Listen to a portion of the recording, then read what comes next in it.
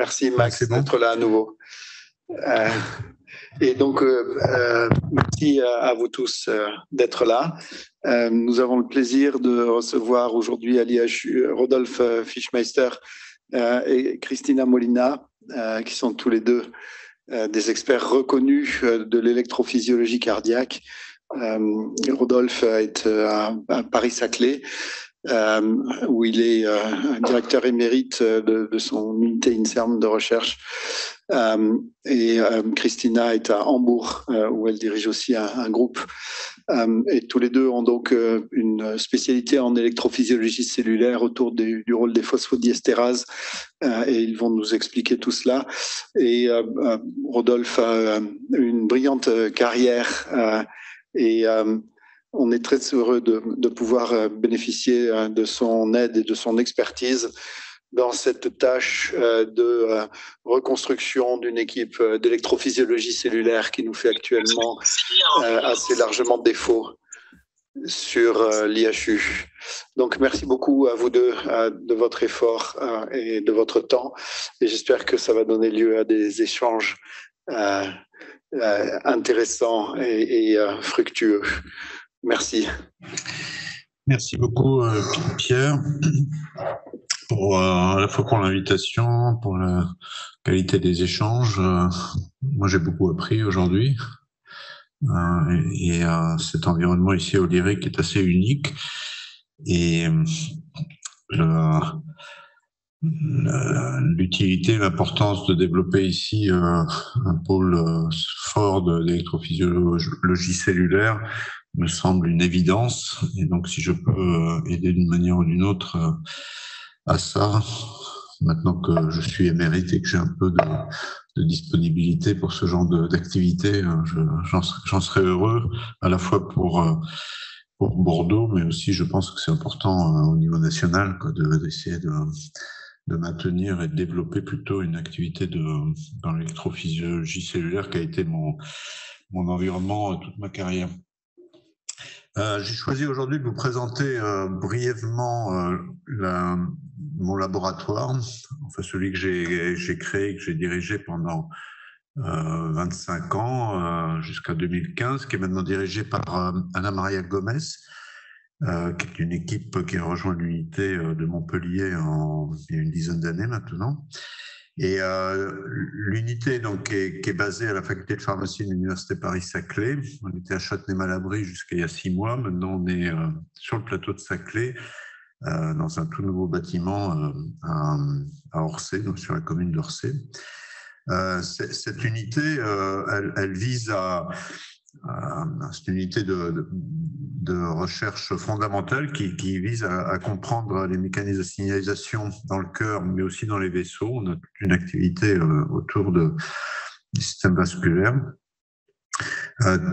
de comprendre les altérations de tous ces mécanismes dans différentes physiopathologies, et puis d'essayer de proposer des approches thérapeutiques innovantes pour ces pathologies. C'est un laboratoire qui regroupe, selon comment on compte, entre 50 et 60 personnes. Vous avez ici une photo qui a été prise au lancement du laboratoire, et qu'on a nommé un salon Édouard Corabeuf, quelque part est le père de l'électrophysiologie française, pour ceux d'entre vous qui connaissent ou qui ont eu l'occasion de le rencontrer. Je pense passer assez vite sur cette diapo. Je ne vais pas insister trop sur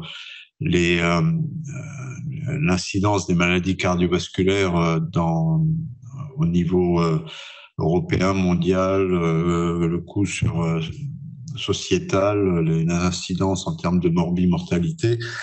Tout ça, je pense qu'on est ici plus convaincu que n'importe qui d'autre.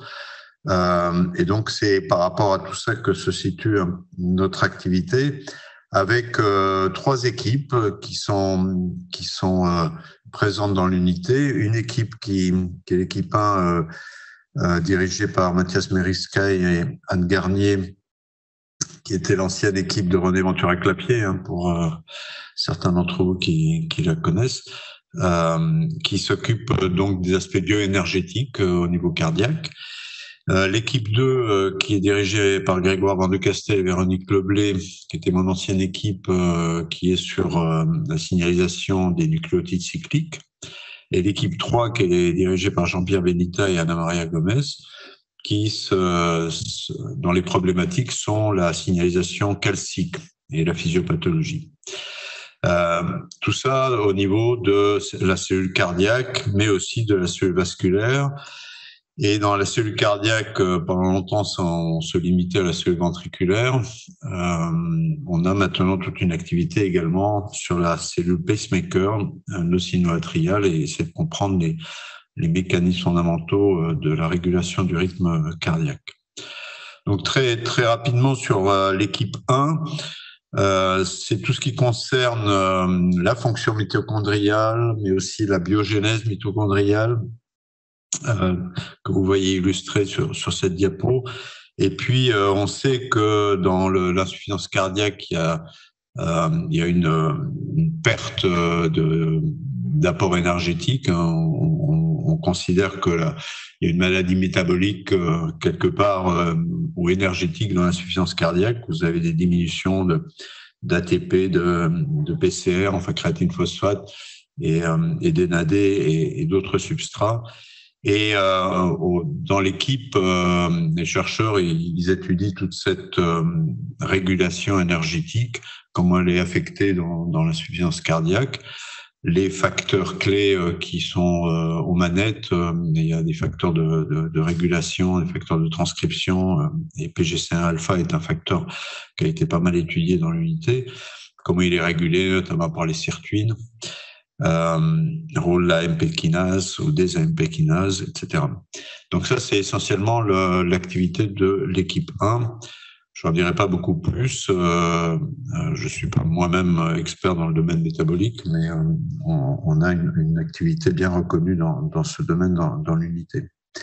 L'équipe 2, c'est des voies des nucléotides cycliques. Donc c'est AMPC, GMPC.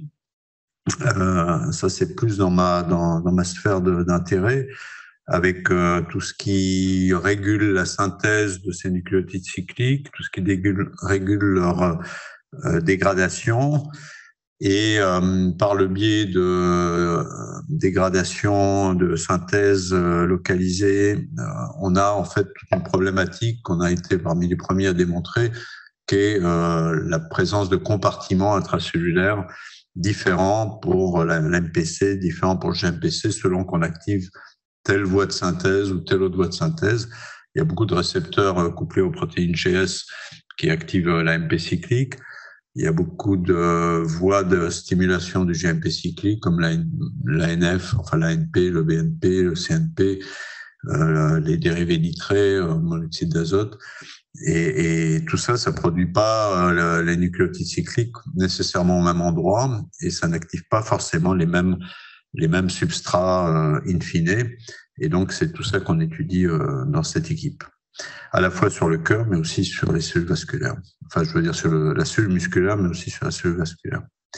Dans l'équipe 3, donc je dirais un petit mot sur la problématique de la compartimentation après ça.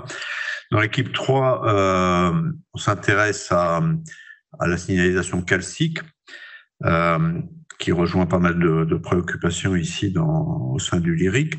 Le calcium, il y a les canaux calciques qui permettent l'entrée de calcium, comme ils sont régulés, affectés dans les différents modèles cellulaires et en physiopathologie. Le relargage de calcium, la libération de calcium par le réticulum sarcoplasmique, le repompage, le couplage excitation-contraction, mais aussi excitation-transcription. Et puis, il y a une sous-thématique, je dirais, dans cette équipe qui est la régulation, enfin, l'étude des CPVT, donc des catécholamines polymorphiques ventriculaires tachycardie, qui sont dues à des mutations, donc beaucoup autour du récepteur alariadodine. Il y a, l'équipe suit des familles de patients qui, donc avec des mutations nouvelles bien identifiées, les étudie soit sur des cardiomyocytes issus de IPS, issus de ces patients, soit sur des modèles de souris avec en knockout et knock-in avec des modèles avec des mutations sur le récepteur de l'ariadonine. Et ça permet donc d'avoir des connaissances fondamentales sur qu'est-ce qui est à l'origine de ces altérations au niveau de l'homéostasie calcique et mieux comprendre comment peuvent se produire les morts subites et puis surtout essayer de les prévenir. Donc voilà. Après, on a des modèles expérimentaux qui sont assez divers. On travaille sur l'ischémie myocardique avec des modèles de sténose coronaire, les modèles de channellopathie et canalopathie dont je viens de parler, de RIR2.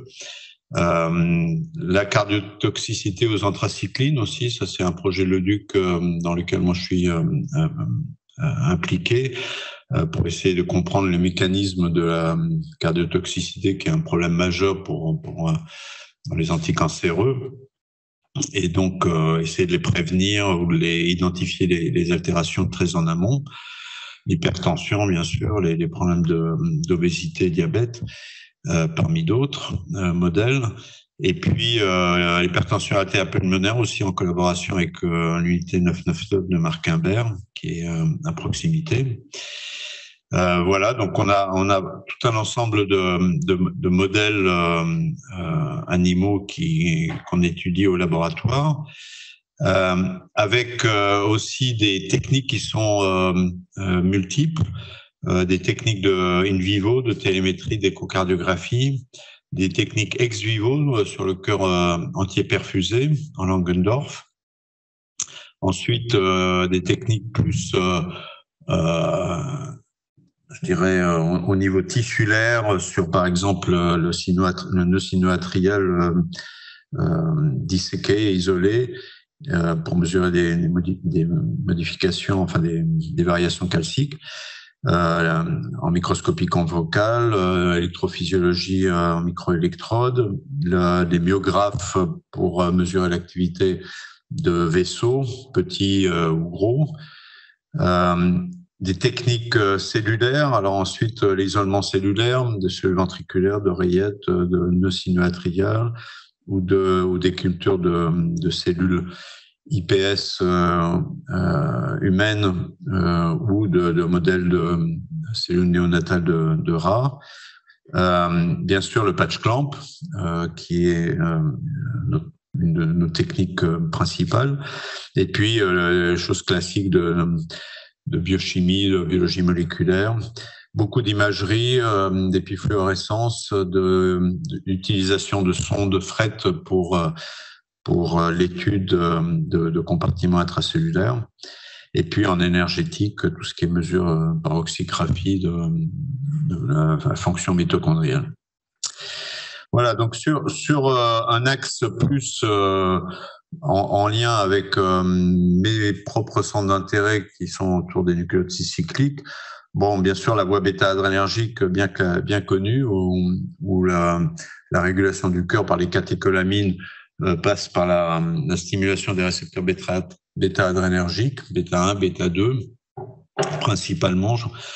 Et ces deux récepteurs sont couplés positivement à la voie de la MPC et ont un effet en aigu très, très important de chronotropie positive, d'inotropie, de conduction, de dromotropie positive, et puis de relaxation accélérée. Tout ça, c'est en aigu. Maintenant, lorsqu'il y a un stress aigu qui est installé, comme une hypertension, comme une sténose aortique, comme après un infarctus, il y a une élévation chronique des taux de catécholamine qui participe au remodelage cellulaire et conduit à l'hypertrophie et si on fait rien, peut conduire aussi à l'insuffisance cardiaque in fine. Donc ça, c'est un peu le cadre général de nos études. Et si on met un focus sur une cellule unique, là, vous avez une cellule avec quelques organites intracellulaires comme les myofilaments, mitochondries, le réticulum sarcoplasmique, le noyau.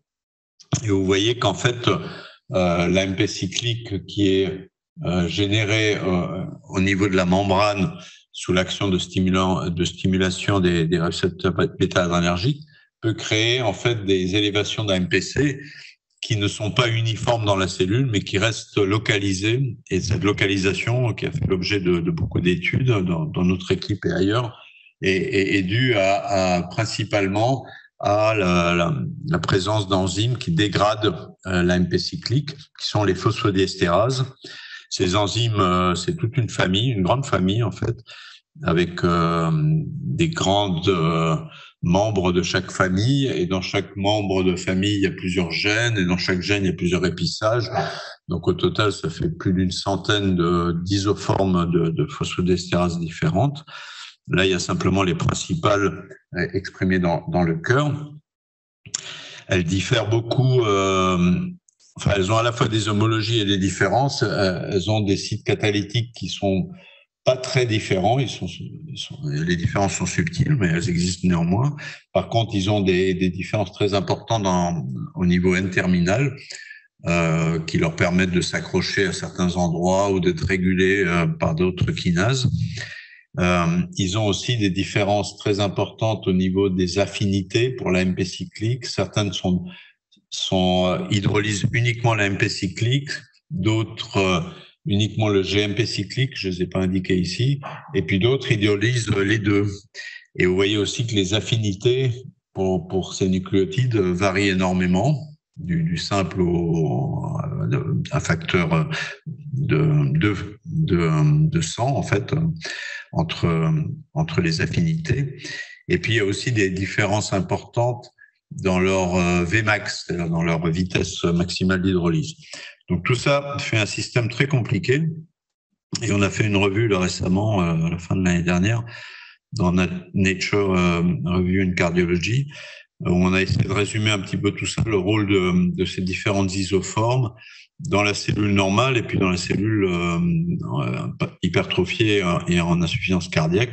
Ça, c'est un schéma qui essaie de résumer toutes les données de la littérature, et vous voyez que des PDE, il y en a plein d'isoformes. Ils ont été identifiés dans des endroits stratégiques, au niveau de la membrane nucléaire, au niveau des myofilaments, au niveau du réticulum sarcoplasmique, beaucoup au niveau de la membrane cellulaire, accrochés à des canaux, accrochés à des récepteurs, etc. Donc, je rentre pas dans le détail, mais c'est tout ça qui rend complexe la signalisation des nucléotides cycliques dans la cellule. Et on comprend très bien que si elle est aussi compliquée que ça et très finement contrôlée par à la fois la synthèse et la dégradation, et bien dans une cellule qui est en remodelage, comme une cellule hypertrophique, il est fort à parier que cette régulation, ces compartiments vont être modifiés, déstabilisés, et le changement dans la compartimentation peut aussi contribuer au développement du remodelage, au développement de la pathologie, etc.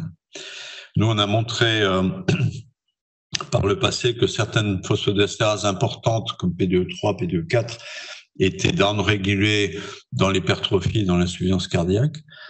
PDE2 également, non, PDE2 est augmenté, mais PDE3 et 4 sont diminués. Et on est en train de tester, on a déjà validé l'hypothèse avec 2 PDE, que l'activation de PDE, je dis bien l'activation, parce que pendant 30 ans, on a essayé d'inhiber les PDE dans l'insuffisance cardiaque, et en fait, ça n'a finalement pas d'effet protecteur, et même c'est délétère, parce qu'il y a eu des études cliniques qui ont montré que les inhibiteurs de PDE tuaient plus de patients qu'ils n'en guérissaient. Et avec la même logique que les bêta-agonistes, qui sont délétères, alors que les bêta-antagonistes sont protecteurs, sont utiles dans l'insuffisance cardiaque, et bien avec la même logique, mais en agissant à une étape plus intracellulaire, l'activation de PDE, selon nous, peut être tout à fait intéressante dans l'insuffisance cardiaque. Et on a testé ça déjà avec PDE2, avec PDE4, avec la thérapie génique en surexprimant ces phosphodieestérases spécifiquement dans le cœur. Et on a observé que c'était protecteur dans des modèles d'insuffisance cardiaque tels que sténose aortique ou des modèles d'infusion chronique aux catécholamines avec des mini-pompes osmotiques. Voilà, donc ça c'est la présentation que je voulais vous faire du labo. Donc je ne sais pas où j'en suis au niveau de temps. Est-ce que je m'arrête là? Je peux m'arrêter là, ou est-ce que je rentre un peu plus dans le détail sur un aspect du labo? Pardon? Ok, bon. Donc si je prends un peu plus de temps, on va faire un focus sur un aspect de l'activité qui n'est pas publié encore, mais qui fait l'objet maintenant d'une demande, enfin le papier est en révision et il y a une demande de financement ANR qui est soumise, au moins une lettre d'intention, qui est d'essayer de comprendre la distinction entre la fonction d'une protéine membranaire, en l'occurrence ici les récepteurs bêta, mais ça peut être appliqué à beaucoup de choses, selon qu'ils sont localisés dans le tubule transverse ou dans la membrane externe de la cellule. Donc tubule transverse, je pense que vous devez savoir ici qu'une cellule cardiaque ventriculaire, c'est moins vrai au niveau de l'oreillette, mais au niveau ventriculaire, une cellule cardiaque est fortement différenciée avec des invaginations membranaires qui rentrent dans la cellule. Il y a tous les 2 microns environ, on a en fait une ouverture d'un tubule et la membrane externe pénètre en fait profondément dans la cellule et ça permet à potentiel d'action d'activer en profondeur les canaux ioniques, la dépolarisation, permettre le calcium-induced calcium release, avoir une contraction synchrone de tous les myofilaments de la cellule. Donc tout ça, c'est bien connu. Maintenant, ce qu'on sait aussi, c'est qu'en fait, cette membrane des tubules que vous avez ici, elle a à sa membrane tout un ensemble de canaux ioniques, de transporteurs, de récepteurs membranaires qu'on retrouve aussi sur la membrane de surface. Donc on a des canaux calciques, on a des canaux sodiques, on a l'échangeur sodium-calcium, on a les récepteurs bêta, on a des cyclases, etc. On les retrouve dans le tubule, on les retrouve en surface. Souvent plus concentrés dans le tubule que sur la membrane de surface, mais pas toujours, mais souvent. Et on peut se poser la question si le rôle d'une protéine, selon qu'elle est dans le tubule ou à la surface, est le même. Et donc, cette question a été... les gens ont essayé d'y répondre, notamment pour la fonction des canaux calciques. Ça, c'est d'ailleurs un travail qui avait été initié par Fabien Brett quand il était en postdoc à Bristol, en Grande-Bretagne, chez Orchard, Clive Orchard, avec la technique de formamide, qui est une technique assez méchante sur les cellules. C'est un choc osmotique très violent, où on expose les cellules à 1,5 millimolaire, vous voyez ici, de formamide. Donc c'est vraiment, ça rétrécit les cellules, ça ferme les tubules, ça tue 90% des cellules, mais les 10% qui sont pas mortes, en gros, quand on revient avec une solution physiologique, la cellule revient à son volume initial, mais il n'y a plus de tubules, parce que les tubules sont fermés et ont formé une espèce de vésicule après intracellulaire, et donc on n'a plus que la membrane extracellulaire. On a fait ça au labo, juste pour voir un peu ce que ça donnait. C'est d'ailleurs quand Christina était au labo, elle a participé un peu à certaines de ces études. On voit déjà que la capacité électrique de la cellule, quand on détubule, elle est fortement diminuée. Un tiers environ de la capacité est due à la membrane tubulaire. Donc on a 2 tiers membrane externe, 1 tiers membrane tubulaire. Donc c'est pas la majorité de la membrane qui est dans les tubules, c'est une minorité, c'est environ 1 tiers. Mais si on regarde le courant calcique, lorsqu'on détubule, il est baissé beaucoup plus que d'1 tiers, il est baissé des 2 tiers. Donc si vous faites un calcul mental simple, ça veut dire qu'il y a 2 fois plus de canaux dans les tubules qu'à la surface, puisqu'en diminuant d'1 tiers, on diminue de 2 tiers le courant. Donc déjà ça montre qu'il y a une densité différente de canaux. Et ça, c'est pas nous qui l'avons démontré, c'était déjà démontré avant. Nous, ce qui nous intéressait, c'était au niveau de la régulation bêta-adrénergique. Qu'est-ce qui se passe si on compare la régulation à l'isoprénaline, ici, du courant calcique sur une cellule intacte, vous avez ici, le courant est plus grand, et une cellule détubulée, le courant est plus petit. L'iso est appliqué pendant 5 secondes, c'est pour ça que l'effet est transitoire. Et 15 secondes, pardon.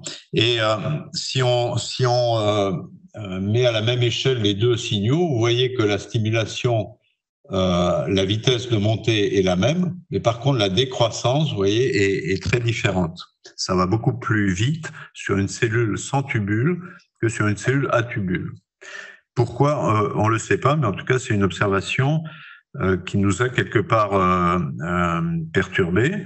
Et sans rentrer dans le détail, si on regarde les cinétiques de décroissance, c'est-à-dire cette vitesse ici de retour sur des cellules non, je veux dire contrôlées, des cellules avec forme amide, c'est-à-dire détubulées, on voit qu'on a un shift des cinétiques par rapport à la dose ISO.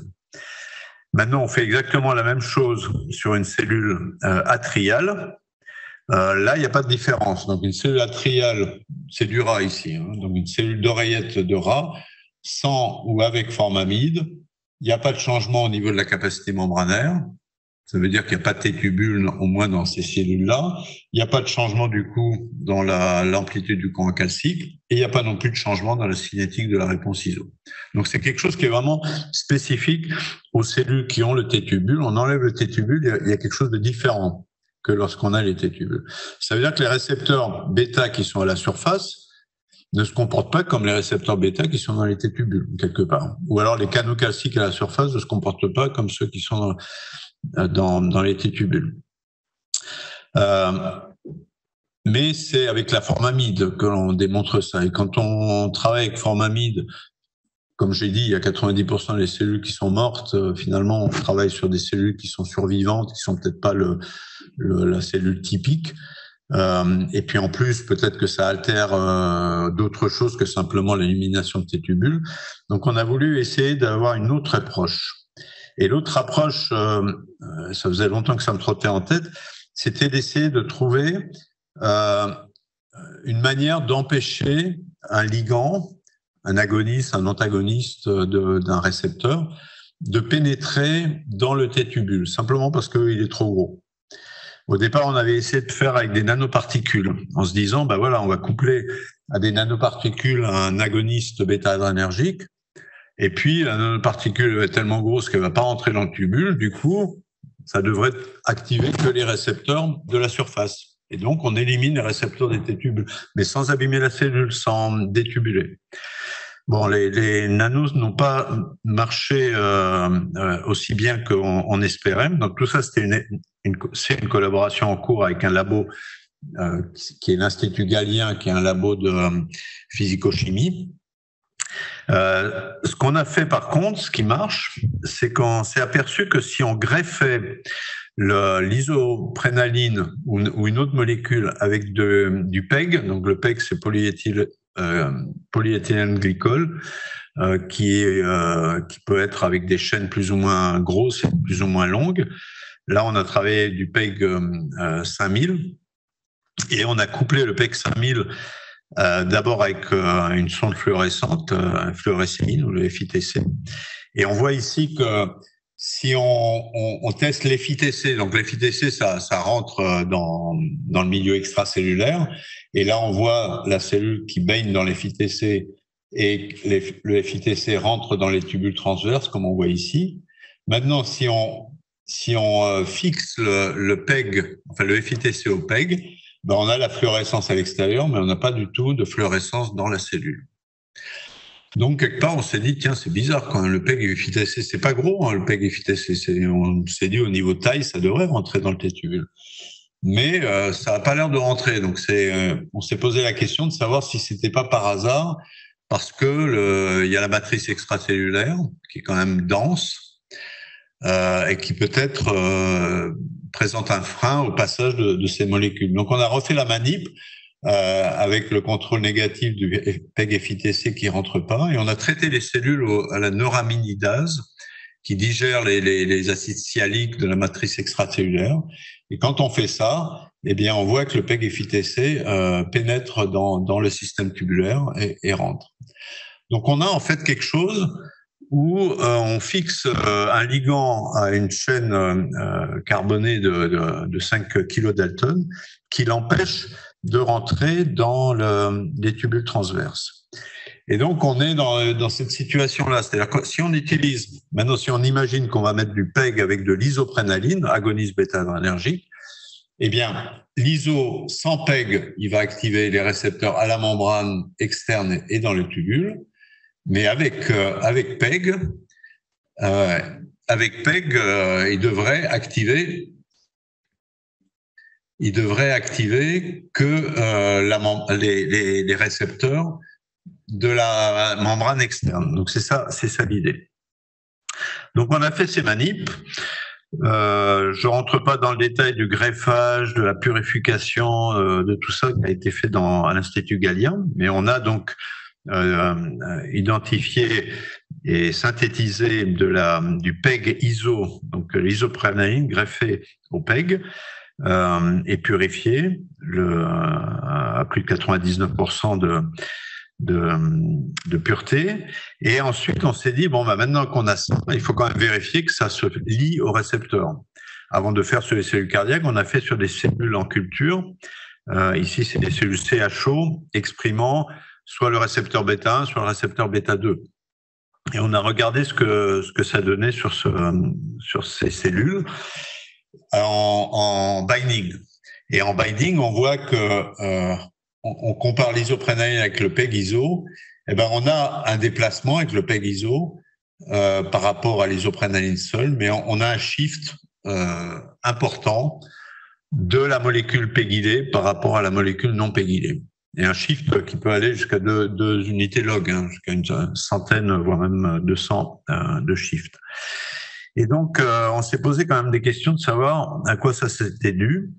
Et on a travaillé avec un autre labo qui fait de la modélisation moléculaire, qui a essayé de comprendre un peu le mécanisme de comportement de d'une molécule PEGylée en solution, et qui a montré en fait que si vous avez ici l'isoprénaline, le principe actif, la chaîne de PEG en fait s'enroule autour de la molécule active, et on peut modéliser ça. En tout cas, c'est ce qu'ils ont fait. On essaie de comparer la molécule PEGylée avec une molécule non PEGylée, son interaction avec la surface aqueuse. Et en fait, la liaison au récepteur ne peut se faire que lorsque la molécule se trouve ici en haut, c'est-à-dire les pics de la partie rouge. Donc, si on prend la molécule PEGylée, lorsqu'elle est ici, elle est complètement enrobée de PEG, donc l'ISO n'a pas d'accès. Par contre, lorsqu'elle est à ce niveau-là, l'ISO est en dehors du PEG et peut se lier au récepteur. Et quand on fait un calcul de probabilité par rapport à ça, on arrive en fait à une probabilité pour l'ISO-PEG d'être en forme active sur le récepteur qui est environ 1% par rapport à 100 fois moins que l'ISO natif, ce qui peut quelque part expliquer un shift de 100 dans la dose-réponse entre PEG-ISO et ISO. Donc, bon, on est parti confiant avec ça et on s'est dit, maintenant, on va tester sur les cellules cardiaques. On a fait l'isolement de cellules cardiaques de cœur de rat, de ventricule de rat, et on a mesuré l'effet de l'ISO et de PEG-ISO sur la concentration AMP cyclique mesurée avec une sonde FRET à la AMP cyclique.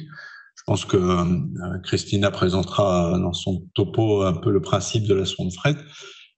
Donc on mesure sous différentes concentrations d'ISO ou sous différentes concentrations de PEG-ISO, on voit qu'on a une élévation de l'AMP cyclique dans les deux cas.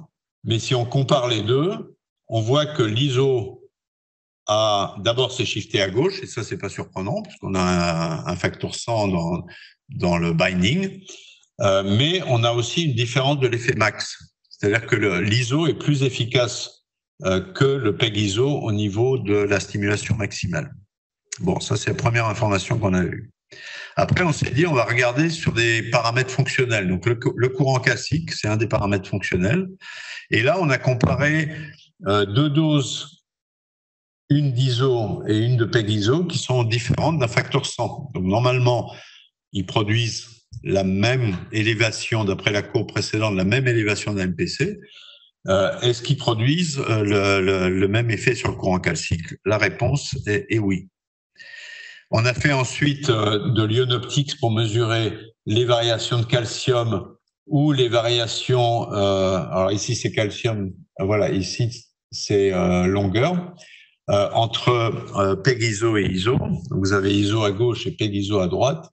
Et vous avez aussi des concentrations qui sont différentes d'un facteur 100, 1 nano ISO, 3 nano ISO, 100 nano PEG-ISO, 300 nano PEG-ISO.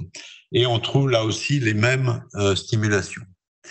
Donc c'est à concentration comparable, c'est que l'on active tous les récepteurs bêta ou que l'on active que les récepteurs membranaires, on a le même effet sur les paramètres du couplage excitation-contraction. Ce qui veut dire quelque part que activer que les récepteurs membranaires suffit à activer le couplage excitation-contraction. Ensuite, on a voulu aller à une étape plus loin, c'est mesurer l'activité pKa. pKa, c'est protéine kinase A, AMPC dépendante. On a une sonde FRET qui permet de mesurer l'activité de la pKa et on peut même l'adresser soit dans le noyau, soit l'exclure du noyau pour l'adresser dans le cytoplasme. Donc là, c'est la sonde qui est exprimée que dans le cytoplasme. Vous voyez, les noyaux sont noirs, ils n'expriment pas la sonde. Et le cytoplasme, on a l'expression de la sonde.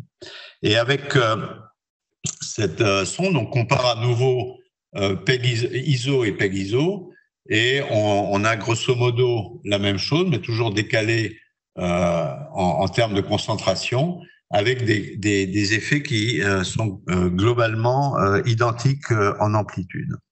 Maintenant, on fait la même chose avec une sonde qui est localisée dans le noyau. Donc là, vous voyez que les noyaux sont jaunes et tout le reste de la cellule est noir. Et donc là, on refait la même manip. On regarde ISO et PEG-ISO. Et là, vous voyez déjà qu'il y a clairement une diminution.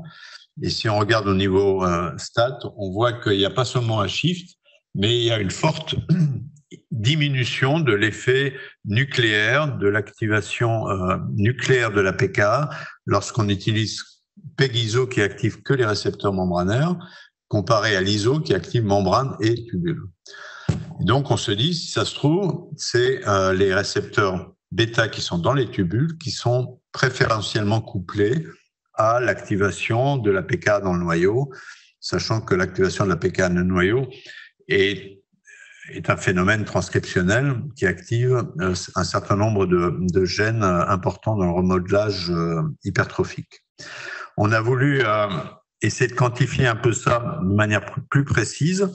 Et ça, c'est en mixant les manips où on a mesuré des changements d'AMP cyclique, des changements de protéine kinase A dans le cytosol et dans le noyau. Si on regarde dans le cytosol, donc ça c'est la pKa dans le cytosol par rapport à l'AMPC dans le cytosol. Si on fait l'ISO, on compare l'ISO avec le PEG-ISO, on voit que le PEG-ISO est plus efficace que l'ISO dans le cytosol pour activer la pKa dans le cytosol, mais c'est l'inverse qui est vrai dans le noyau. C'est l'ISO qui est plus efficace que le PEG-ISO pour activer la pKa dans le noyau à une élévation d'AMPC identique dans le cytosol.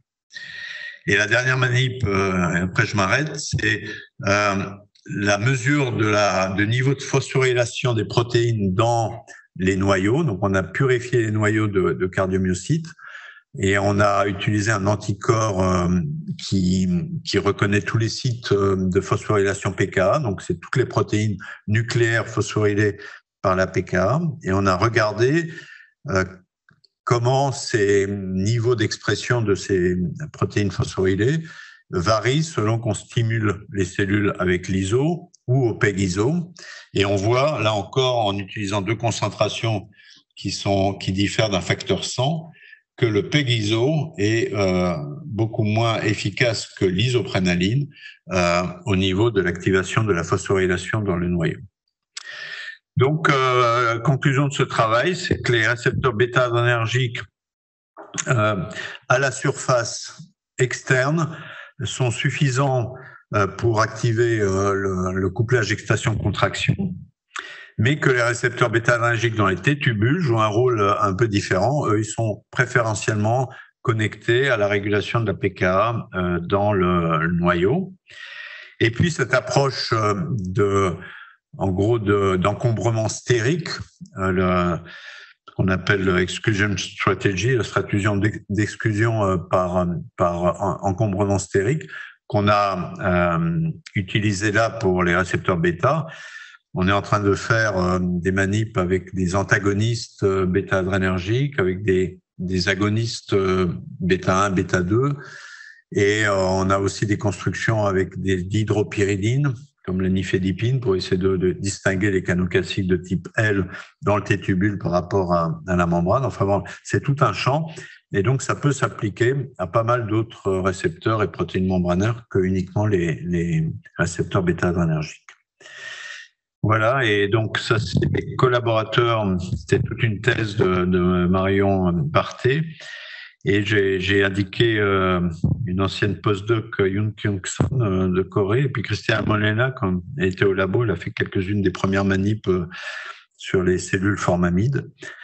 Et bien sûr, le labo de Galien, l'Institut Galien, Nicolas Tsapis, Flora Lefebvre et Laurence Moine, qui ont contribué à la synthèse de ces produits, et puis les collaborations externes. Et voilà, je vous remercie. Ça, c'était la photo de dernier Noël dans notre nouveau labo, là, sur le plateau de Saclay. Pardon? Ah ben, il y avait un dress code. Hein. Merci beaucoup.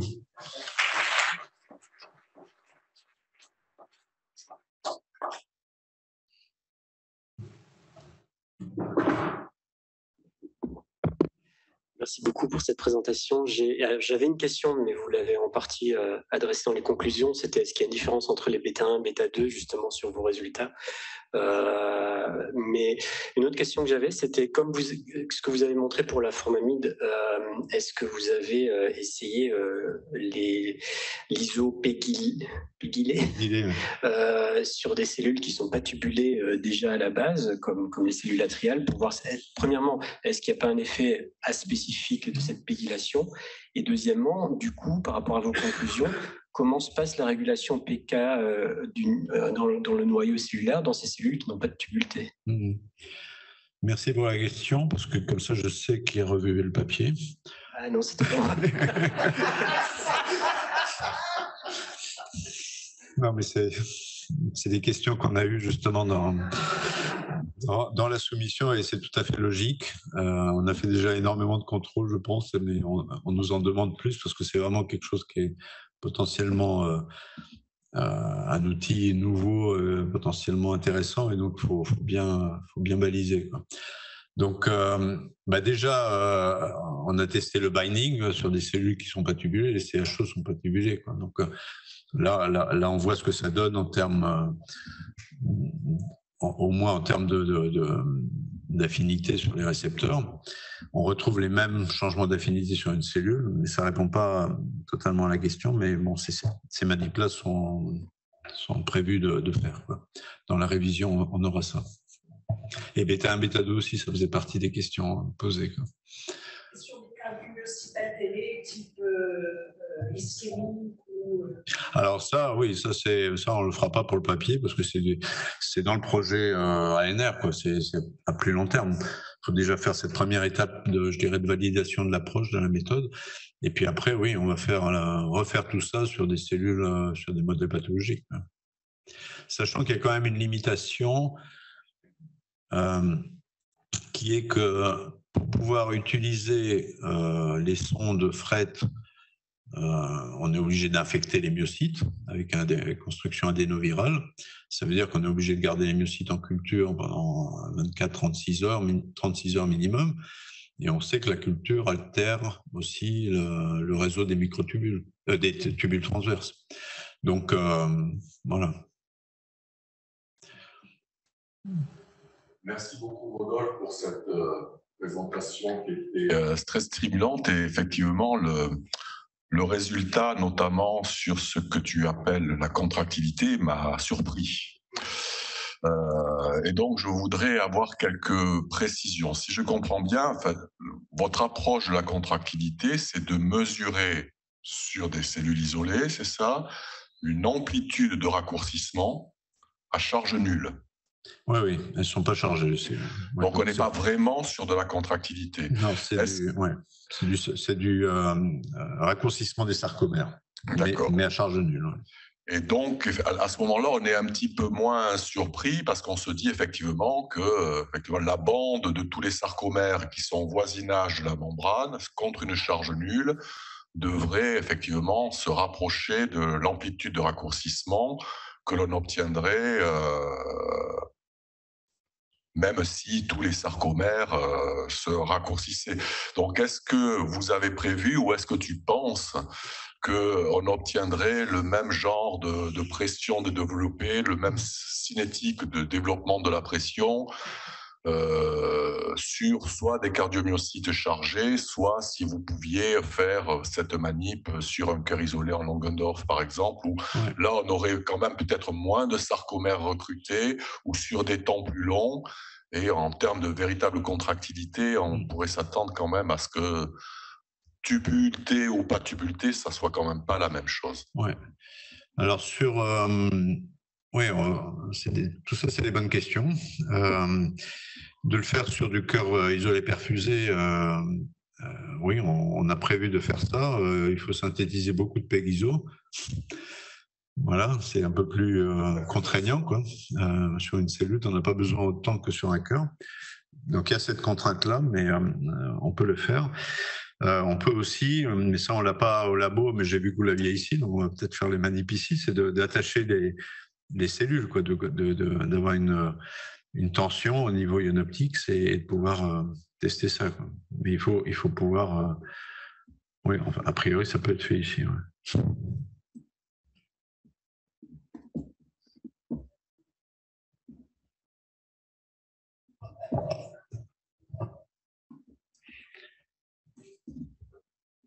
Merci. S'il n'y a pas d'autres questions, personne. Vous pensez sur les activateurs des phosphodiestérase chez l'homme? Alors, activer une enzyme pharmacologiquement, c'est pas gagné, hein. C'est pas facile. Inhiber, c'est facile. En général, tu as une poche où il faut que tu mettes quelque chose à la place, et puis bon. Mais activer, c'est pas facile. Plusieurs de ces phosphodieestérases, la PDE2, la PDE3, la PDE4, ont des sites allostériques qui activent. Il y en a deux qui sont phosphorylés. Il y en a une qui a un domaine qu'on appelle GAF, où le GAF, c'est le GMPC qui se met sur la PDE2 et qui active la PDE2. Et on a fait un gros, c'était dans le cadre du LabEx Lermite, il y avait un gros projet de criblage, on a criblé, je sais pas, 15 000 molécules pour chercher des activateurs du GAF de la PDE2. On était excités lorsqu'on en avait une douzaine qui semblaient marcher. Lorsqu'on a essayé d'affiner tout ça, on s'est aperçu que c'était des contaminants, magnésium, etc. Enfin, et finalement, on n'a rien, quoi. Il y a eu une publication dans PNAS il y a maintenant 3 ans d'un labo en Écosse qui a montré que la PDE4, ils avaient des molécules qui activent la PDE4. Donc, c'est peut-être un espoir sur la PDE4. Mais voilà, faire de la thérapie génique, c'est quand même lourd. Donc, ça serait beaucoup mieux d'avoir une molécule qui active les formes endogènes, quoi. Mais c'est pas gagné. Donc déjà, on essaie de démontrer le concept, quoi. Si sur modèle animal, le concept marche, ça va peut-être stimuler... moi, j'essaie de stimuler Bayer, par exemple, Bayer travaille énormément sur la voie GMP cyclique avec les activateurs de guanylate cyclase. Bon, et ils ont des millions de composés. S'ils criblaient, peut-être qu'ils trouveraient quelque chose, quoi. Mais c'est un coût et il faut qu'ils soient motivés, quoi.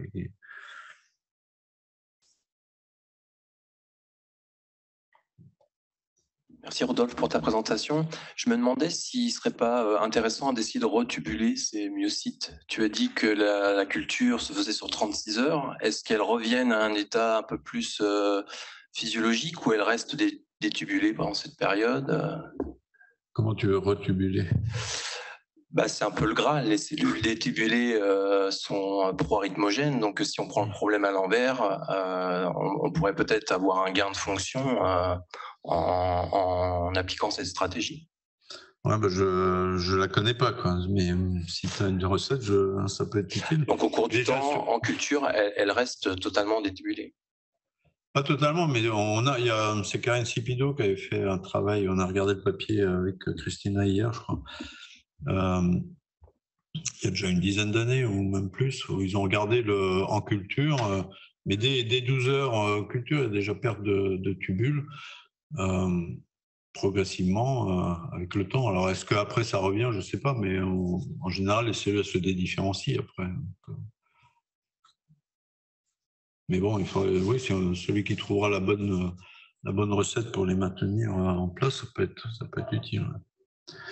Sans doute le milieu de culture, le milieu d'isolement, tout ça doit être important pour le cocktail utilisé.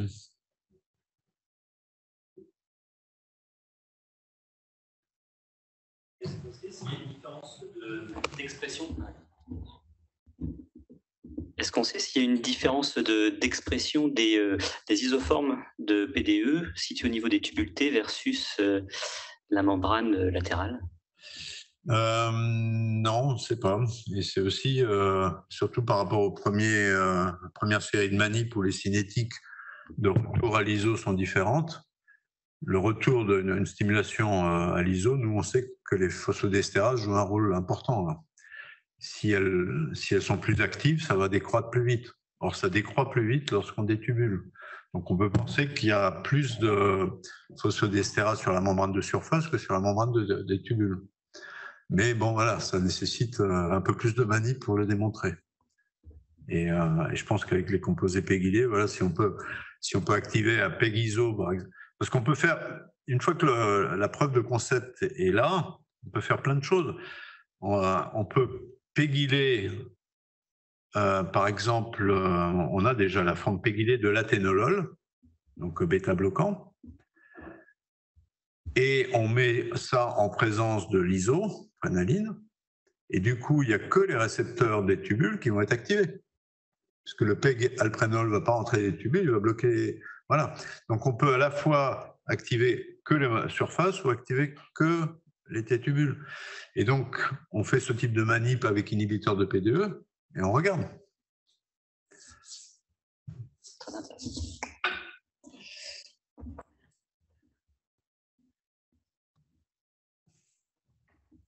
Bon. Merci beaucoup, Rodolphe. Tu veux que j'introduise Christina? S'il te plaît, ce serait super. You will speak in English? Oui, poser les questions en français, ça me va en anglais, espagnol, catalan, allemand, japonais, mais si c'est pas pour beaucoup, je suis habituée à parler en anglais, alors bon. Ok, donc je vous présente Cristina Molina, qui est une chercheuse qui a été formée à l'Université de Barcelone. Elle a fait sa thèse dans le laboratoire de Leif Ove Madsen, que peut-être certains d'entre vous connaissent, qui est un laboratoire en Espagne qui s'intéresse sur les problématiques cellulaires et de contrôle de la réponse cellulaire normale et pathologique dans l'oreillette et les troubles du rhume, la fibrillation auriculaire. Donc, Cristina a travaillé dans cet environnement en commençant dès sa thèse à travailler non pas sur des modèles animaux, mais sur des cellules humaines. Et donc, elle vous racontera tout ça. C'est tout son parcours. L'originalité de son parcours, c'est de s'intéresser avant tout à la cellule humaine et ne pas se préoccuper, comme la plupart des chercheurs en électrophie comme moi, de modèles animaux, mais d'essayer de passer directement à la cellule humaine. Lorsqu'elle m'a contacté vers la fin de sa thèse pour chercher un postdoc, j'étais bien sûr extrêmement intéressé par sa venue au labo. Ça, c'était en 2008, elle était en fin de thèse, elle a fait une partie de sa thèse au labo, et après, jusqu'en 2012, elle est restée en postdoc au labo. Et là, on a donc travaillé sur des cellules atriales humaines.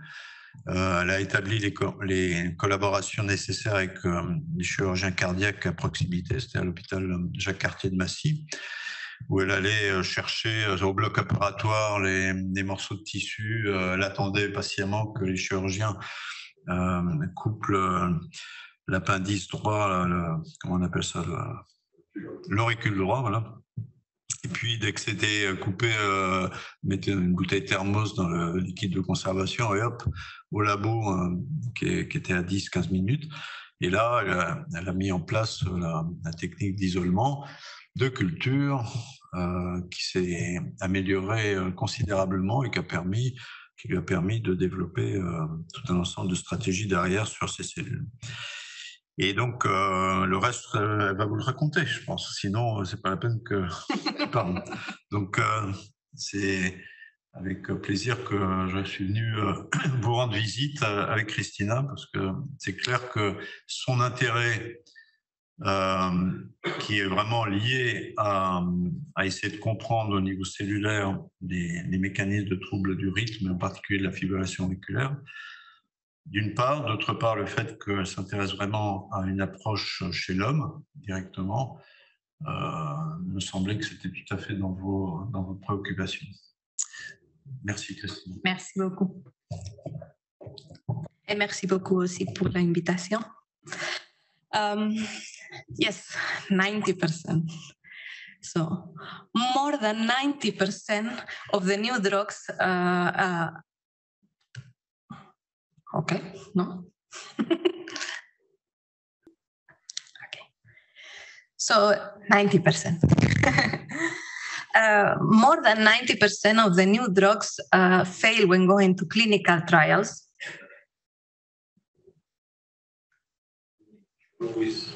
Yeah, I try both things. Okay, we keep here. And the main reason for that is because during all the process of creating these new drugs and targets and everything, they were never tested in human natural myocytes or tissues in primary human cells. And this is exactly what I do.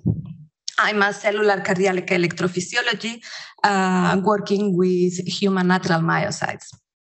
I started my career learning PatchClam in human natural myocytes, and as Rodolphe says, and specializing in cellular electrophysiology and atrial fibrillation at Sant Pau Hospital in Barcelona. And then I moved for my first postdoc with Rodolphe Fischmeister to Paris. In order to continue my path in cellular electrophysiology, but also for learning regarding topics on microdomains. Then with Marie Curie, shortly I moved back to Barcelona, and then I moved to Germany. I was working with Dobromir Dobrev and Niels Fogg to continue my specialization in atrial fibrillation. And I went 1 year with Niels Fogg to Göttingen, and now I'm in Hamburg since 5 years with my own group. And some proof of the visibility I gained during my way are, for example, my selection to participate in the Lindau Nobel Laureate meeting, and also my election twice as a nucleus member of the working group in cellular cardiac electrophysiology of the European Society of Cardiology. I already published 5 papers as last author, 11 papers as first author, many papers in collaborations, 1 position paper, and 2 book chapters. Here I put you some of the examples of the most important. Now you cannot see. But was one European Heart Journal, one JACC paper also, and this that was accepted just yesterday from my group in European Heart Journal. So I'm very happy today to be able to say this. And my entire career, I built it asking for grants or projects since my thesis up to now. These are some of the most important grants. I got the Marie Curie, 2 DFG grants in Germany. And I also included the Heisenberg program. It's something I'm applying now, but this gives 5 years money and I can bring it wherever I want with me. Then in my 18 years of career, I was always collaborating with cardiology departments and with cardiac surgery departments to get human atrial tissue samples. And with these samples, we can immediately after the extraction, we put them in custodiol, we transport it to the lab, and then there we cut it in pieces. Some pieces are directly used to make functional experiments in the tissue. Some pieces are frozen and we can make Western blot, PCR, and many molecular techniques. And some pieces are also used to isolate cardiomyocytes. Of course, with this cardiomyocyte, you can make also immunostains, but we also use them to make a lot of functional experiments.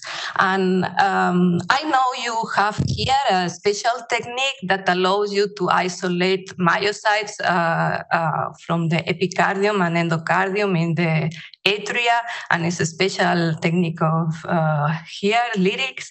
I also have my own isolation method for human atrial myocytes, and the special thing on this method is that allows me to culture these cardiomyocytes. During atrial myocytes, I try during 48 hours. Ventricular myocytes, I try up to 5-6 days. And as you see, I'm sure you, for example, this is a ventricular myocyte. It looks exactly like these ones. So T-tubules, striations, good membranes. And I'm sure you cannot tell me which is culture and which is fresh isolated. Everybody fails on this. So. As Rodolphe says, there are many differences when you culture the cardiomyocytes, but we make experience with patch clamp, measuring, for example, L-type calcium current and upon beta-adrenergic stimulation. And the currents were exactly the same before and after the culture. Of course, it's not a line. You cannot keep it during months, or at least I never try, and I guess then they will change. But this allows us to make many things. And from the presentations this morning, if you work, for example, in these TREC channels, you can introduce this gene or knock out this gene in human cardiomyocytes from patients, healthy patients, sick patients, and make, for example, a proof of concept in human cells of a gene therapy. And this was never done before. So I think it could be something very interesting also for here, not only for what I'm using now and that I will explain that is for Fred. One of the classical methods we use with living human cardiomyocytes is patch clamp. And I don't know if I need to explain a bit what is patch clamp. We can measure ionic currents, and it's based on, we put an electrode in the bath where the cells are. We put another electrode in the pipette that is also filled with solution, and then we form an electrical circuit and allow us to measure the currents, action potentials. We can measure L-type calcium currents like here. We can also, when keeping the cell in resting membrane potential, we can apply in caffeine, measure the load of the sarcoplasmic reticulum. And also we can measure spontaneous depolarizations of the membranes, or what is called ITIs, that are related to when there is a big spontaneous release of calcium from the sarcoplasmic reticulum. This calcium, part of this calcium is to go out of the cell via the NCX, and then we can detect these currents, kind of a arrhythmogenic mechanism. But this arrhythmogenic mechanism can also be detected directly by measuring calcium.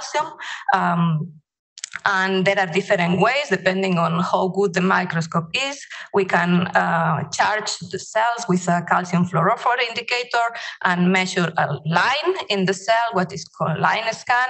And then we can see here what is called calcium sparks, so local increases of calcium, that this doesn't produce a depolarization of the cell, but is believed, although I'm not convinced about that, that is a kind of indicator of arrhythmogenic mechanism. So we can measure the frequency of these spontaneous releases of calcium. We can measure the amplitude, the duration. Here you can see some experiments, some calcium sparks, and when there are a lot of calcium sparks together, or sometimes because of the kind of the cells, if it's a patient with atrial fibrillation, you have what is called a calcium waves.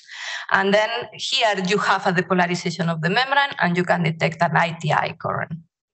But also, when the microscope is good enough, with good resolution and speed, then you can make the experiments in 2D. And here I put you some examples of paroxysmal and persistent atrial fibrillation. You can see cells that are shining as Christmas trees. Another technique that we use with living cardiomyocytes is FRET. FRET is very good to measure molecular dynamics. So I was talking about calcium. That means, for example, that calcium handling depends on the phosphorylation of the proteins, and in this in turns depends on the levels of cyclic AMP that via PKE phosphorylate these proteins. Then we can, for example, we can measure many things with FRET, but here I put you the example of a sensor that to measure cyclic AMP in the cells. So we have a donor, an acceptor, CFP, YFP. When there is not a lot of cyclic AMP, this sensor, these two fluorophores are closed, and then there is FRET. And when there is cyclic AMP in the cytosol, for example, the conformation of this molecule change, and we can detect this as a ratiometric measurement. CFP increase, YFP decrease. Here, for example, I put you one experiment that we made following the protocol of Rodolphe, applying 15 seconds of isoprenaline. And then this is what we detect, a transient increase on the cyclic AMP in the cytosol of the cell. But we can, as I told you, use FRET to measure many things. For example, calmodulin kinase. If you have a project with EPAC, then maybe it could be interesting for you to do it. I decided to put an example to measure cyclic GMP for two main reasons. One is because when one looks in PubMed about the original papers published in atrial fibrillation, there are thousands of them. However, when one looks for cyclic GMP and atrial fibrillation, there are 6. There is a lot of room for research on that topic.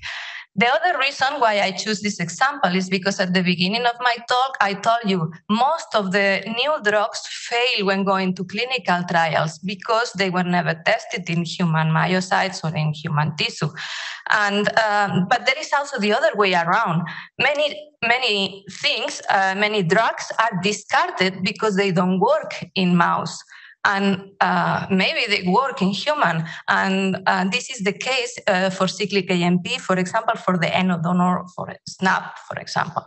There is no effect, and I'm tired to see in ESC congresses speeches saying, no, this didn't work in the mouse, so it could be good for ischemia reperfusion, for example, or for atrial fibrillation treatments in theory, but because that doesn't work. We demonstrate that in both ventricular and atrial human myocytes, SNAP application increases cyclic AMP levels. In this paper is regarding ischemia reperfusion in ventricular myocytes, and we show that it can be beneficial for that. The last technique I want to explain that we also use normally is sharp electrode. You have here also this technique is to measure action potentials in tissue, in a tissular level. And I don't want that you take me wrong. I say it's important to measure in human myocytes and in human tissue. But this doesn't mean that I think that it's not important to go to the next levels also, to use animal models to be able to make measurements at an organ level. And also in vivo experiments. This is also really important. It's the combination on everything, and this is why I was so excited today when I was hearing all your talks, making also computational modeling. I think the combination of all these methods could be really great. Then, although I was working during my career in many topics and with many different people, my main aim was always studying calcium handling and signaling in atrial fibrillation. Maybe, I don't know if I need to explain a bit about calcium handling here. I don't know. Yes, no? I can explain it a bit, okay? Then when there is an action potential, there is a depolarization of the membrane, and then the L-type calcium channels open and calcium enters via this channel to the cytosol, but this calcium is not enough to activate a contraction. However, it activates ryanodine receptors that opens and release all the calcium stored in the sarcoplasmic reticulum to the cytosol in a process called calcium-induced calcium release. And this calcium is actually activating contraction. This calcium after, well, for the relaxation needs to return to the sarcoplasmic reticulum via CERCA or goes out of the cell via NCX. And what happens in atrial fibrillation? This system is deregulated. For example, L-type calcium current is reduced in long-standing, persistent, or chronic atrial fibrillation. However, ryanodine receptors are hyperphosphorylated, and we can detect an increase on ITI currents. It was also detected by my former boss in Barcelona. There is an increase in calcium sparks and in calcium waves. We also published that the sarcoplasmic reticulum calcium load, what is kind of related with CERCA activity, it doesn't change in chronic atrial fibrillation. However, another hallmark in atrial fibrillation is the reduction of the action potential duration.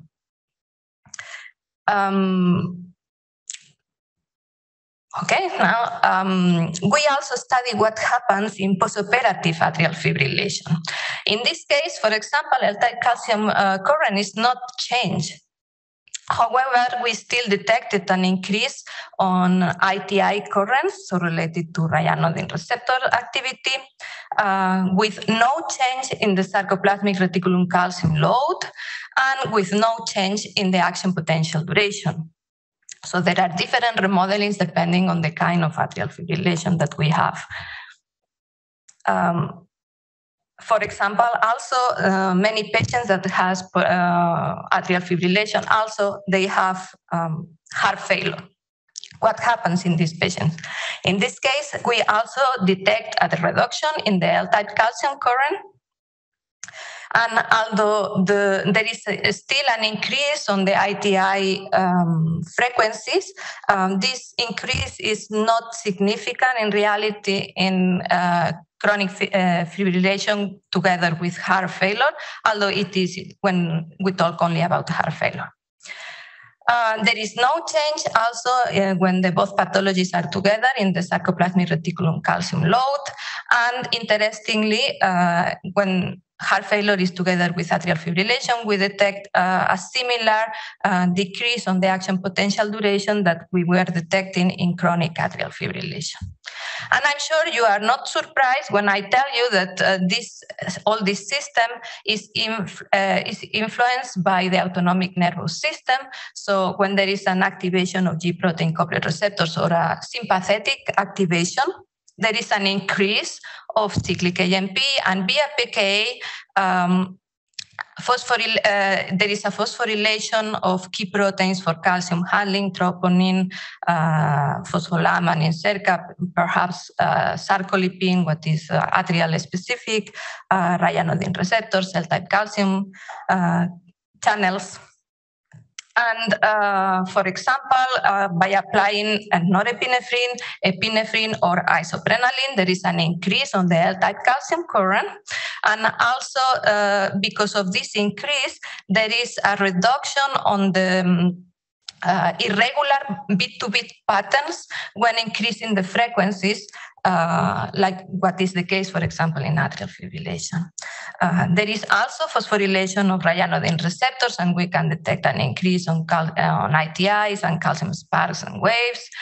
There is also phosphorylation of SERCA and phospholaminin SERCA, and we detect also an increase on the calcium load.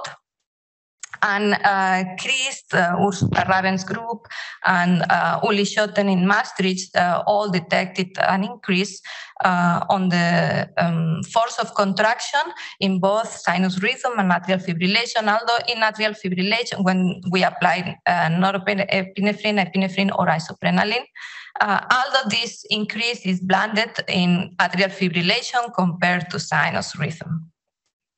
Now, of course, some of the most important G protein coupled receptors that increase cyclic AMP are beta-adrenergic receptors, but actually there are many cyclic G protein coupled receptors.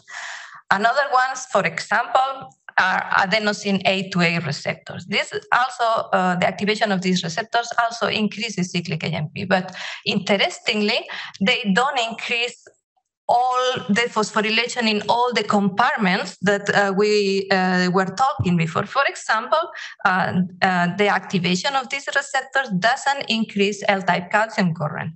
They increase phosphorylation of ryanodine receptors, and so they increase calcium sparse frequency, calcium waves, and ITIs.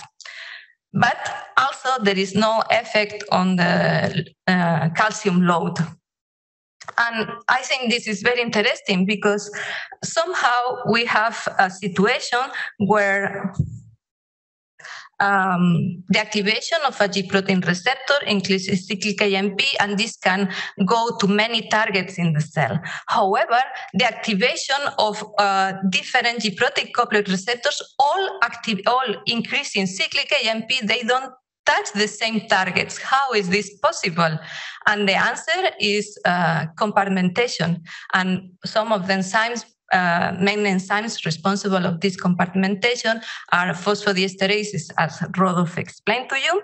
So this was, I was always interested on this question, how is this possible? And in 2012, well, also, Rodolphe showed you a very complicated schema about that. But what he didn't tell is that most of these works are done in animals and in ventricle. So what happens in human and what happens in the atria. So I went to study this to Rodolphe Lab, and in 2012 we show that the classical PDEs all are expressed in human atrial tissue, so PD1 to PD4, and PD4 accounts for around 15% of the total PDE activity, being PD4D the main isoform. We also showed that indeed PD4 is expressed in human atrial cardiomyocytes and colocalizes with alpha-actinin, indicating a possible functional role. We, for the first time then, made FRET experiments in human cardiomyocytes. Here we can see that inhibiting PD4 with RHO or inhibiting PD3 with psilostamide both increases basal cyclic AMP in the cell. And this is also true upon a beta-adrenergic stimulation, a 15-second pulse of isoprenaline. Both PDEs, PD3 and PD4, control the degradation of cyclic AMP to basal levels. And what's about functional effects of that? We show that PD4 has also a control on L-type calcium currents at the basal level. We also show that the inhibition of PD4 increases ITI currents, calcium sparks, and calcium waves. And at the tisular level, we show that, well, PD4 alone, the inhibition of PD4 alone didn't have an effect on the force of contraction on the tissue. However, when PD4 was applied together with PD3 inhibition, we see an increase of double in the force of contraction. PD4 alone or together with PD3 has also an effect upon a previous beta-adrenergic stimulation with isoprenaline. And the more interesting to me is that only PD4 inhibition increases frequencies of arrhythmias in human atrial trabecula upon a beta-2 adrenergic stimulation. But all this was in sinus rhythm, what happens in atrial fibrillation. We show at that time that total PDE activity or the activity of classical PDEs is decreased in atrial fibrillation and also with age, which is a major risk factor for atrial fibrillation. And this was also the case for a specific PD4 activity. And this matched very well with other publications, even from the same year, from Dobromir Dourev group, saying that cyclic AMP is increasing atrial fibrillation. So phosphodiesterase degrades cyclic AMP. There is less PDEs, then there is less degradation, then there is more cyclic AMP. And this also fits with the general context of hyperphosphorylation in atrial fibrillation, of ryanodine receptors, of phospholamban in SERCA. And this is true, but with one exception. I told you before that L-type calcium current is reduced. How is this possible? Well, there are two main ways for that. One, there is less channels in atrial fibrillation. Uli Schotten published this, but actually we also published in 2021 that a maximal stimulation with isoprenaline is able to promote a relative increase, the same like in sinus rhythm. That means that it's not because there are less channels that we have this decrease.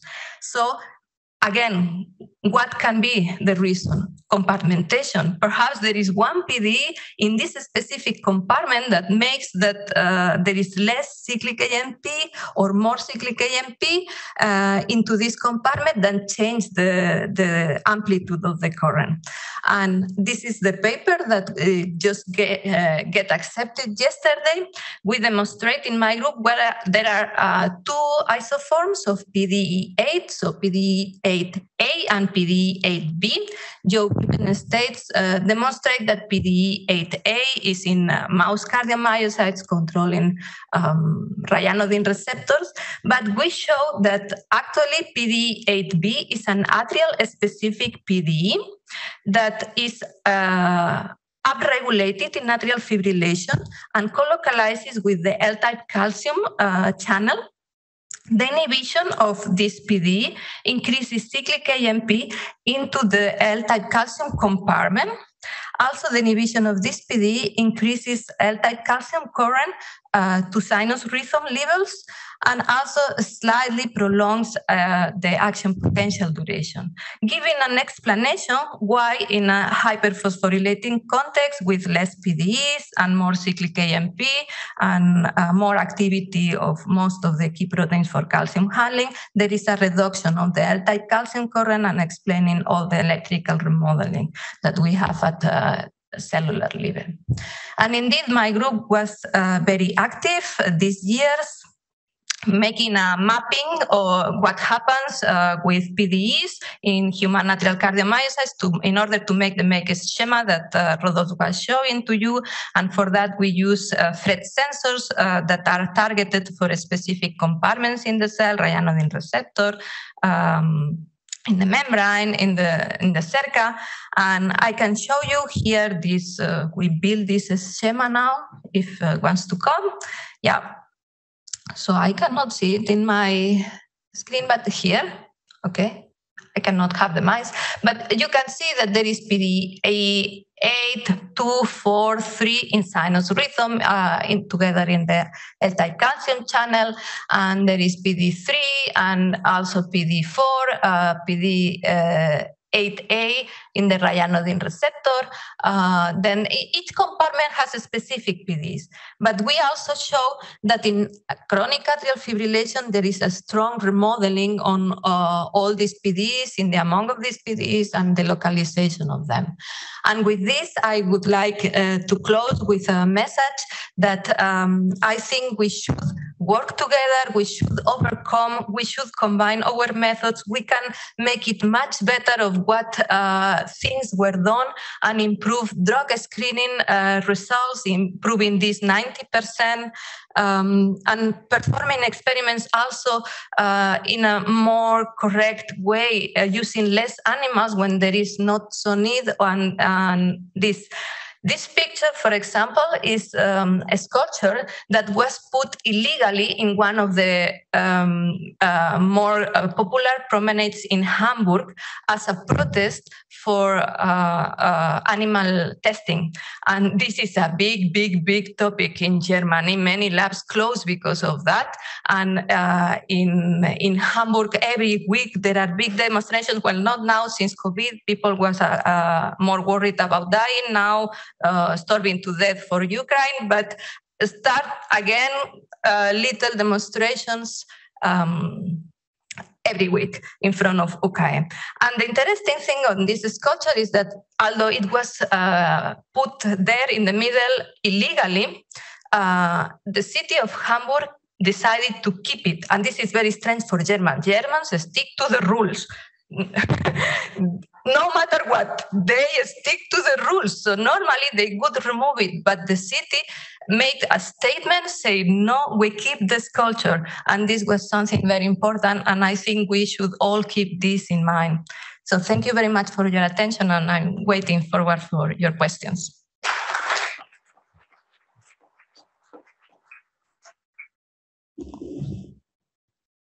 Questions for Christina? I may start then. Christina, a wonderful presentation, and I'm as a doctor and leading this institute, I'm particularly sensitive to the fact that you are mostly working on human cells and human materials, which is, I think, what we should even do more than at present time. And then I was wondering, so when it comes to atrial fibrillation, the tissue you get is probably coming from the right atrial appendage. Is there? Do you suspect there are some differences according to the different areas in the right and left atrium that you could study? I'm sure there are differences. We test also this. We get, although it is difficult to believe, we get right and left atria from both sinus rhythm and atrial fibrillation patients. So we are very lucky. I really established a very good relationship with many surgeons around Europe and also in UKE. So yes, also between females and males, for example. So, yeah. Thank you. Questions? Well, I have a very basic question for a naive guy. Do you have any clue on the mechanism by which you have this so-called compartmentation of PDE?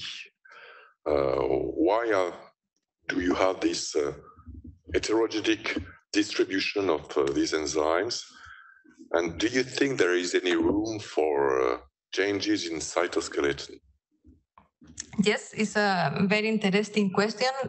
First of all, yes, there is absolutely an important role on the structure and cytoskeleton.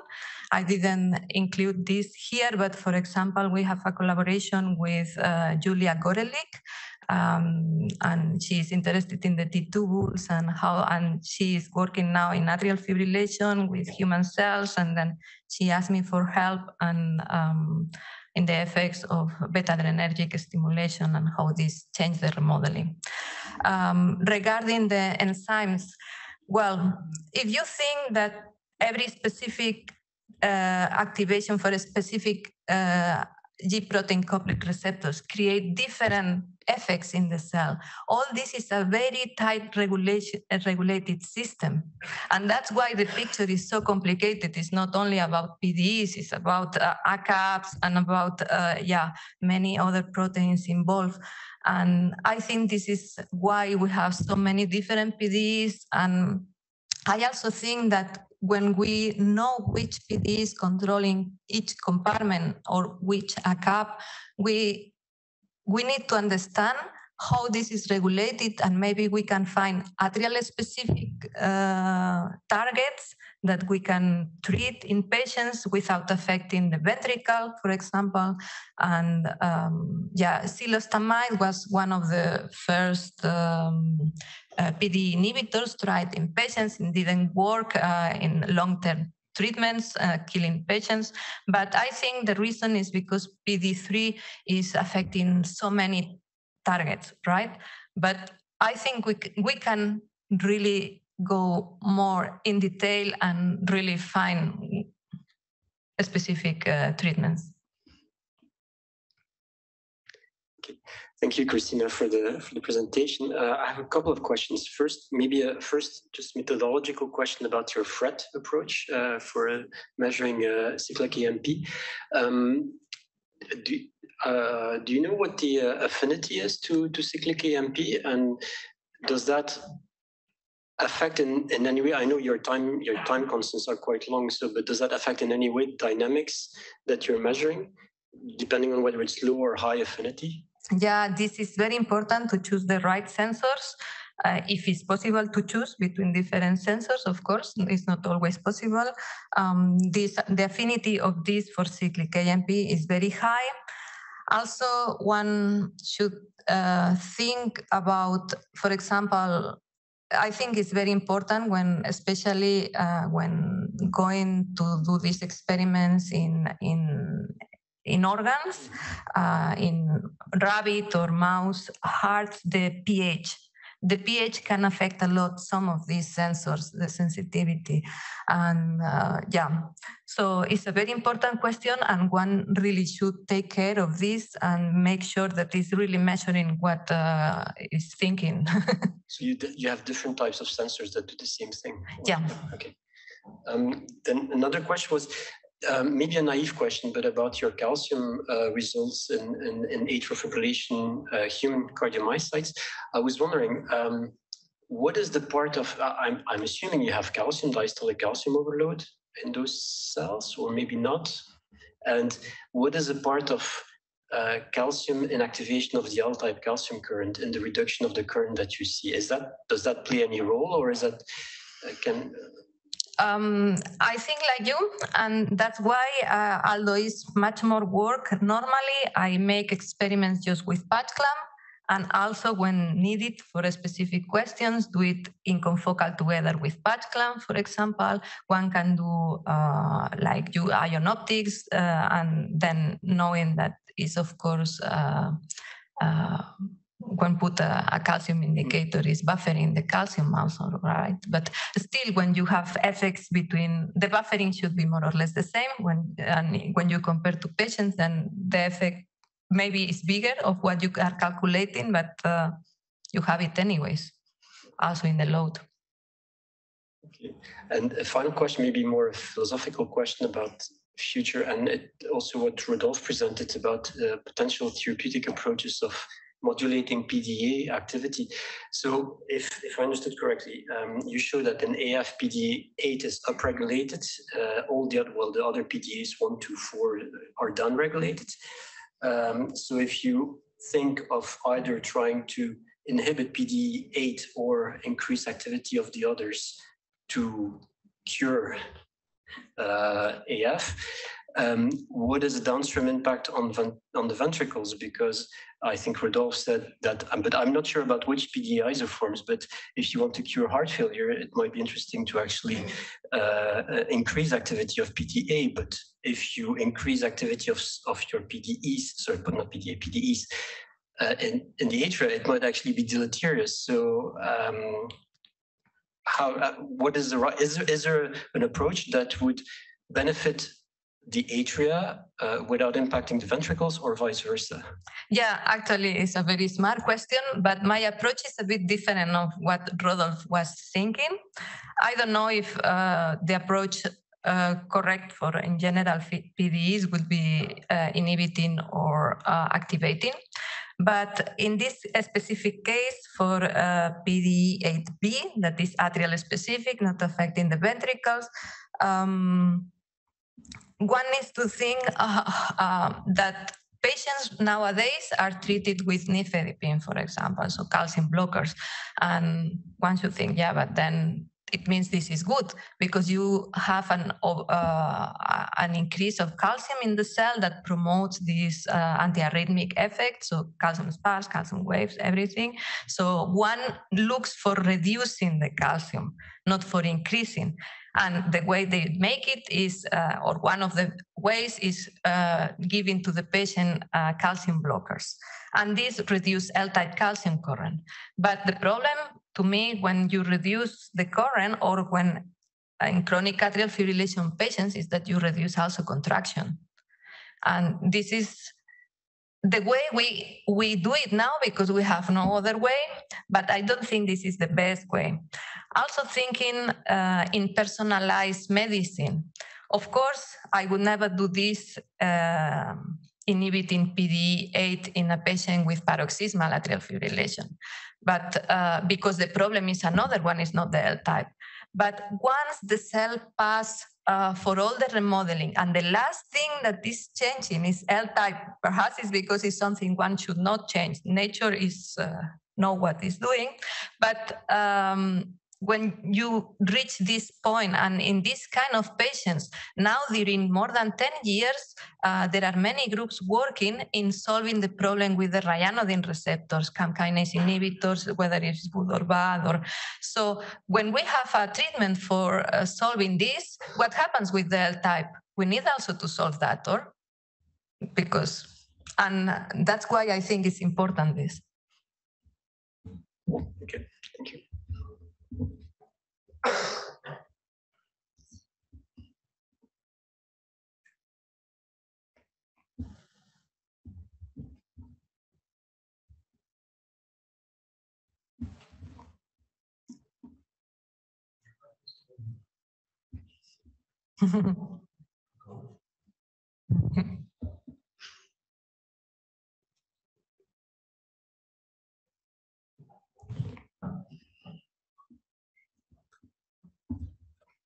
Thank you for the nice talk. There were a bit too many substances in it for me, but I was triggered by your point about atrial fibrillation, about sometimes modeling or remodeling arrives and sometimes it does not. I was wondering, couldn't it be the other way around, that this remodeling has caused the atrial fibrillation in some cases? I think there is maladaptive remodeling and adaptive remodeling. And this is my personal thought that, for example, with CAM kinase. During some years, it was very popular, the idea of thinking that CAM kinase is pro-arrhythmic, is a bad remodeling. I think that maybe it's the other way around. Maybe it's one of the first things changed because it's changing postoperative atrial fibrillation. It's changed also, it's increased in paroxysmal atrial fibrillation. So maybe it's a way of the cell to protect, to increase calcium sparks, to have small releases of calcium without promoting a big depolarization of the membrane. And this was a theory published in Science by Cheng in 2010, I think. And So it's a way to control this calcium. It's protective somehow. But at certain point of the remodeling, also PKA and perhaps other kinases come in a maladaptive remodeling and altogether makes this big uncontrolled calcium from the sarcoplasmic reticulum. But this is just my point of view. I didn't prove it yet.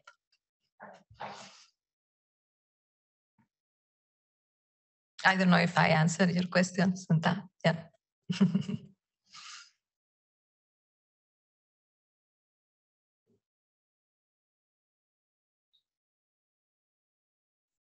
D'autres questions? Remercier à nouveau et bien chaleureusement Rodolphe et Christina.